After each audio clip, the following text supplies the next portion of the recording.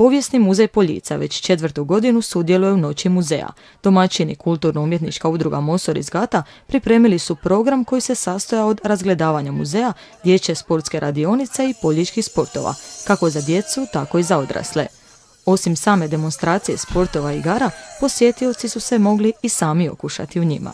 Prikazali smo zajedno s našim članovima iz sve 3 sekcije naše udruge smo prikazali neke sportske discipline, odnosno sportove koji su se ljudi bavili u prošlim vremenima. Na primjer, to je bilo kamena s ramena, skakanje u vrićama, zoga, okretanje koluta od bačve, piljci, takozvani borba na piljce i tako dalje, te smo oživjeli, odnosno prikazali kako su se naši preci zabavljali. Nije to naravno bio oblik sporta kao što je to danas, međutim snalazili su se zabavljati na svoje načine.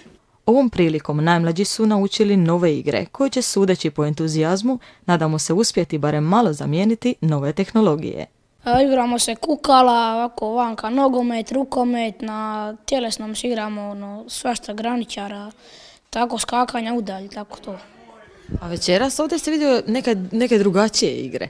Jesam, svidjeli smo se neke igre, pa tako ja sam igra sa sestrama isto doma, neke, na primjer, na pivčiće ili tako nešto. Iako se u Hrvatskoj od polovice prošlog stoljeća sustavno prikuplja građa vezana za povijest i razvoj sporta, sportska baština nije adekvatno zastupljena i prezentirana u hrvatskim muzejima. Upravo ova manifestacija i njena ovogodišnja tema ima za cilj dodatno potaknuti rasprave o sportskim zbirkama muzeja u Hrvatskoj.